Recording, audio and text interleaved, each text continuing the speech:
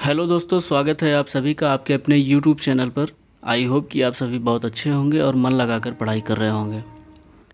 साथियों, आज के इस वीडियो में मैं आपको कुमार गौरव सर के 20 जुलाई के करंट अफेयर्स क्लास की रिवीजन कराऊंगा।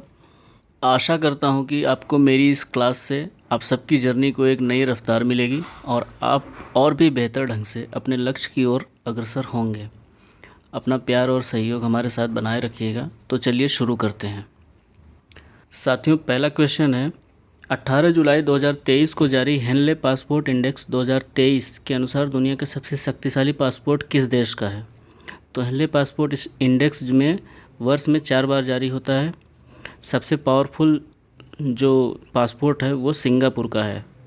इस बार 192 देशों में फ्री वीज़ा यात्रा की सुविधा देता है सिंगापुर। अंतिम स्थान पर देखा जाए तो अफ़गानिस्तान का आता है।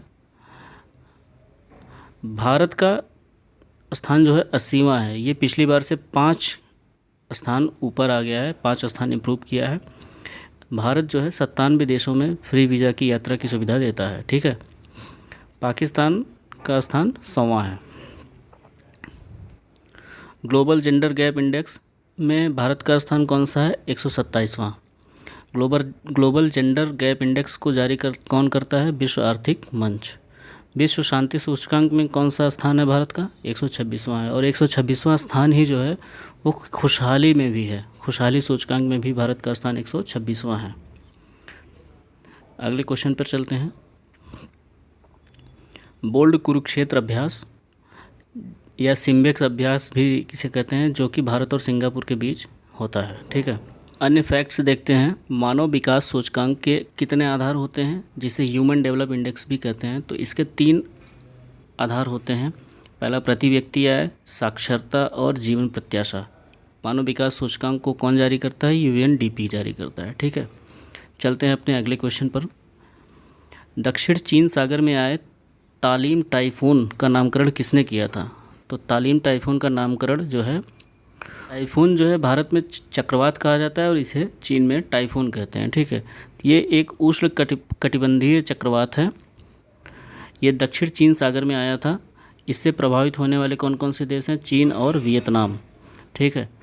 इसका नामकरण जो है वो फिलीपींस ने किया था इस बार, और जिसका अर्थ होता है तेज या अत्याधुनिक। ठीक है। फिलीपींस के बारे में कुछ और जानकारी लेते हैं। फिलीपींस की राजधानी जो है वो मनीला है। ठीक है।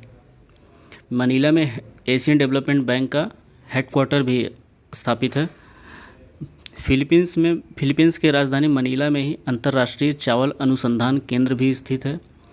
और मनीला यानी फिलीपींस से ही रेमन मैग्सेसे अवार्ड भी दिया जाता है। ठीक है। इस बार भारत ब्रह्मोस मिसाइल जो है किसको देगा? फिलीपींस को देने के लिए राजी हुआ है। अन्य चक्रवातों के बारे में जान लेते हैं। मोचा चक्रवात कहाँ पे आता है? यमन में आता है। भारत ने वियतनाम को आईएनएस कृपाण दिया। ठीक है। विपर जो है चक्रवात जो अभी भी आया था, भारत में भी आया था, तो इसकी उत्पत्ति कहाँ से हुई थी? अरब सागर से हुई थी। इसका अर्थ विपर जो है का अर्थ क्या होता है? विपत्ति या आपदा। इसका नामकरण किस देश ने किया था? तो इसका नामकरण बांग्लादेश ने किया था। ठीक है। आगे चलते हैं। 9 डैश लाइन विवाद क्या है? ये जो है दक्षिणी चीन सागर में स्थित है 9 डैश लाइन। और ये जो विवाद है ये चीन, वियतनाम, फिलीपींस और इंडोनेशिया, ये 4 देशों के मध्य में है। चीन के हस्तक्षेप के कारण ये 9 डैश लाइन विवाद उत्पन्न हुआ था। इसका शुरुआत जो है वो 1958 में हुआ था। ठीक है। आगे चलते हैं।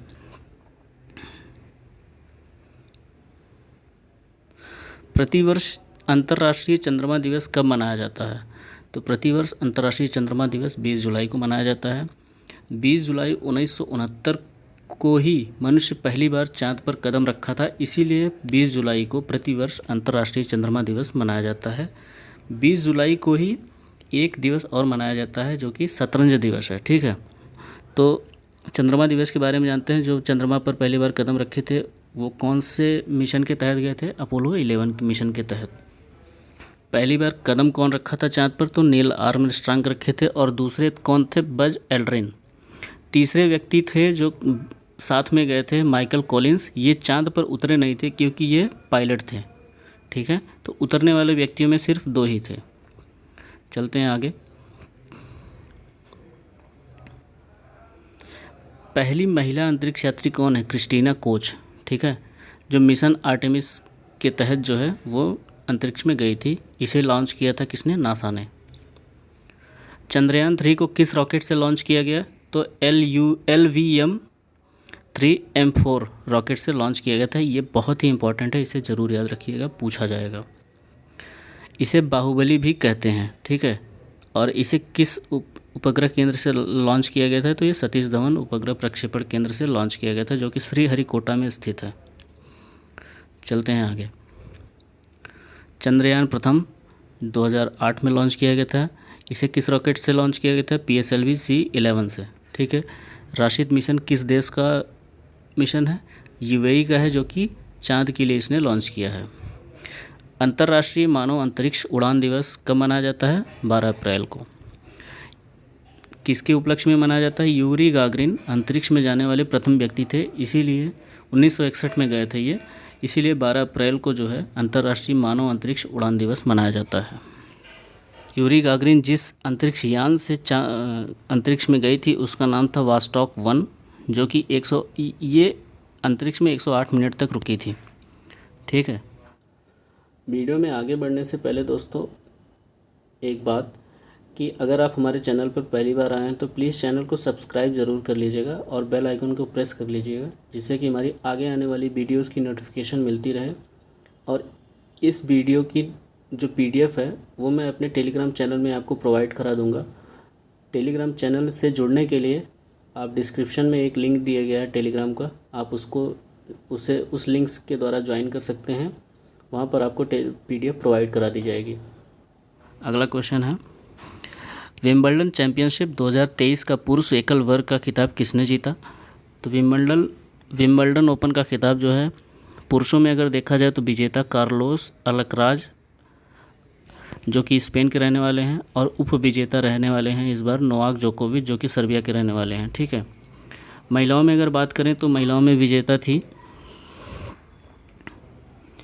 मार्केत बोंदोसोवा, जो कि चेक गणराज्य की रहने वाली हैं, और उपविजेता थी आंस फूबेर, ट्यूनेशिया की, ठीक है। साथ ही आगे भी हम लोग चर्चा कर लेते हैं ऑस्ट्रेलियन ओपन की। तो इसमें पुरुष में जो है विजेता थे नोवाक जोकोविच, फीमेल में जो है आर्यन सबलेंका, जो कि बेलारूस की रहने वाली हैं। फ्रेंच ओपन में विजेता पुरुषों में कौन थे? नोवाक जोकोविच। फीमेल में विजेता थी ईगा स्वाटेक, जो कि पोलैंड की रहने वाली थी।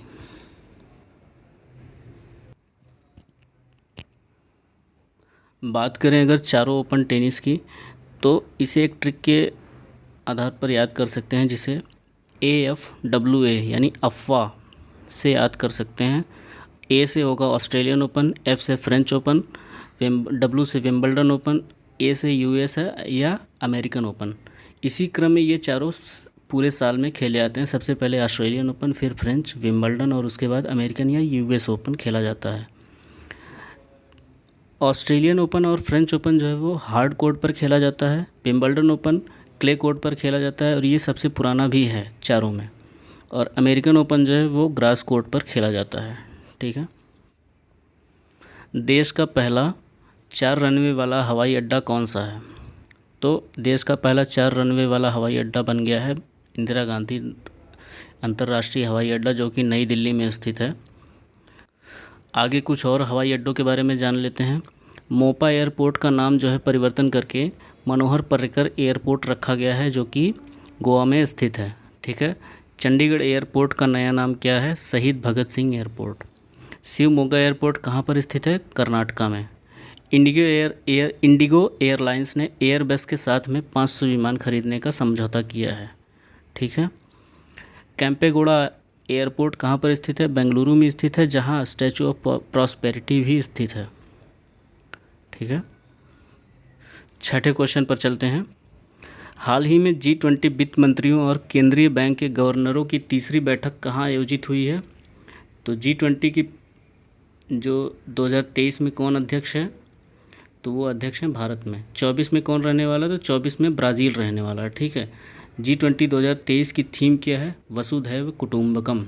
वसुधैव कुटुंबकम इस बार एक और थीम रहने वाली, मतलब थीम थी, तो वो थी 21 जून को जो योगा दिवस मनाया जाता है उसका भी थीम जो है वसुधैव कुटुंबकम ही था, याद रखिएगा। इसकी जो तीसरी बैठक है वो गांधीनगर गुजरात में संपन्न की गई है, ठीक है। नेक्स्ट है G20 रोजगार समूह की पहली बैठक कहाँ आयोजित हुई है, तो वो जोधपुर में हुई है। G20 पर्यटन समूह की तीसरी बैठक कहाँ आयोजित की गई, जम्मू कश्मीर में। संस्कृति समूह की पहली बैठक कहाँ आयोजित की गई, खजुराहो MP में।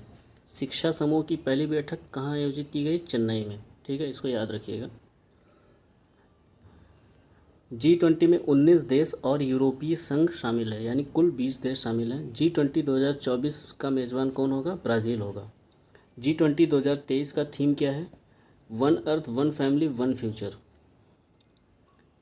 नेक्स्ट 25वीं एशियाई एथलेटिक्स चैंपियनशिप 2023 में भारतीय दल को पदक तालिका में कौन सा स्थान मिला, तो एशियाई एथलेटिक्स चैंपियनशिप 2023 का आयोजन बैंकॉक थाईलैंड में किया गया था, जिसमें प्रथम स्थान पर जापान था, दूसरे स्थान पर चीन था और तीसरे स्थान पर हमारा अपना देश भारत है, जिसे कुल 27 पदक मिले थे, जिसमें से 6 गोल्ड, 12 रजत और 9 कांस्य पदक थे।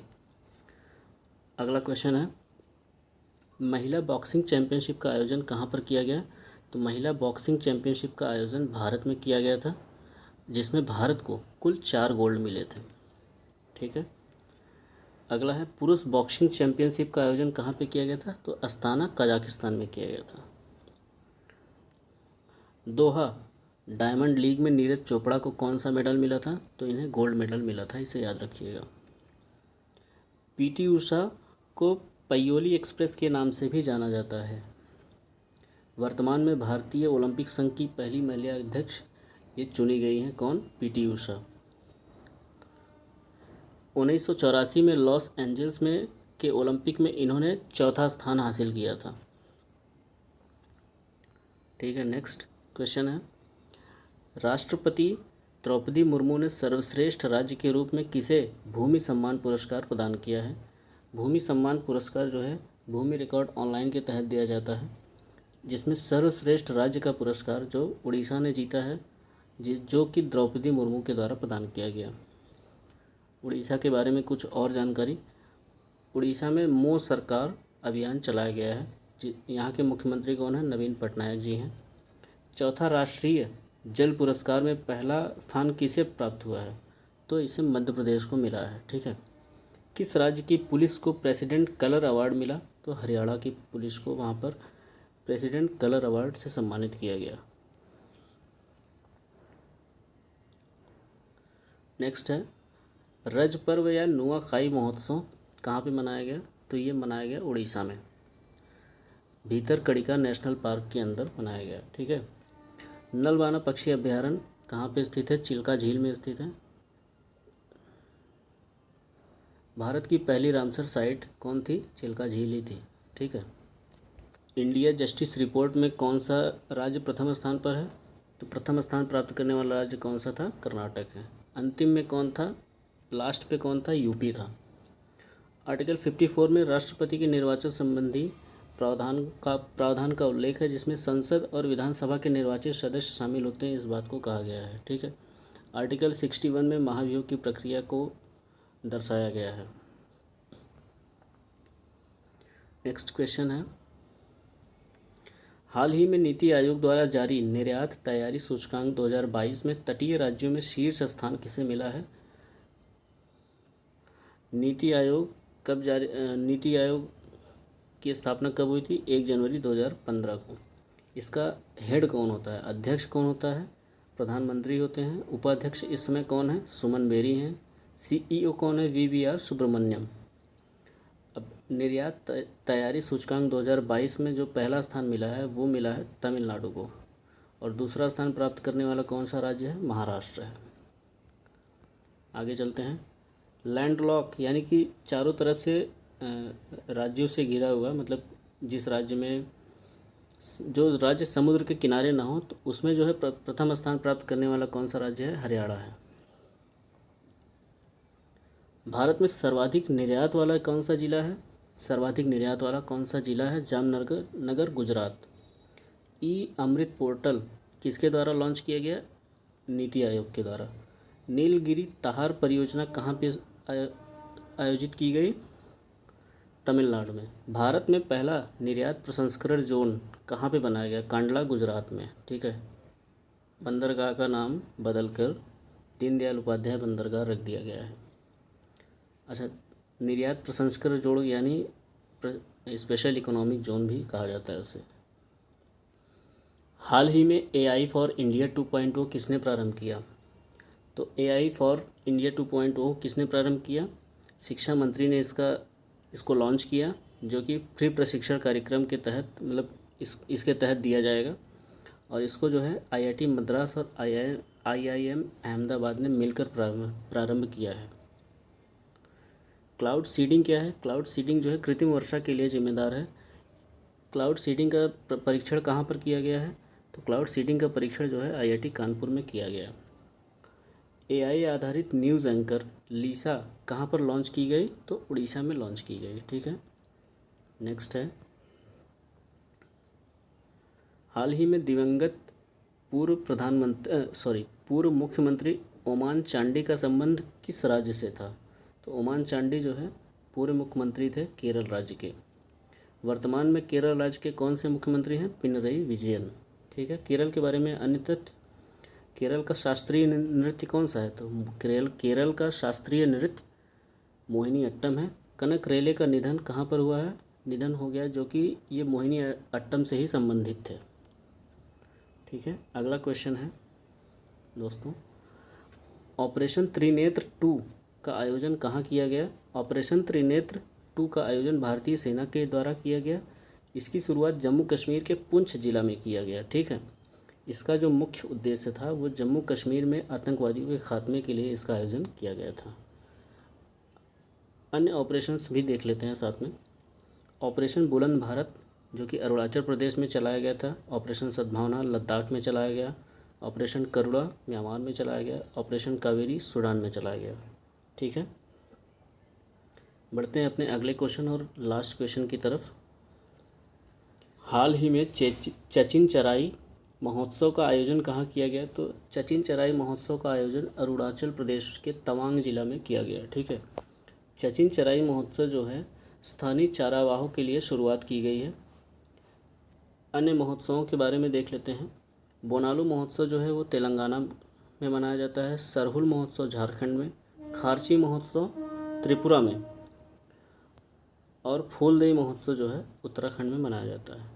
तो ये थे आज के 20 जुलाई के महत्वपूर्ण करंट अफेयर, जो कि कुमार गौरव सर की क्लास से थे।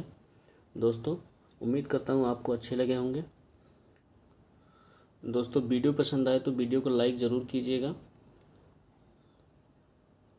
और अगर चैनल पर नए हैं तो प्लीज़ चैनल को सब्सक्राइब ज़रूर कर लीजिएगा, जिससे कि आगे आने वाली वीडियोस की नोटिफिकेशन आपको मिलती रहे। इस वीडियो का जो PDF है मैं आपको टेलीग्राम चैनल में प्रोवाइड कर दूंगा। आप वहां से जाके मेरे टेलीग्राम चैनल में जुड़ सकते हैं। टेलीग्राम चैनल का लिंक जो है डिस्क्रिप्शन में दिया गया है, तो वहाँ से आप जुड़ के आप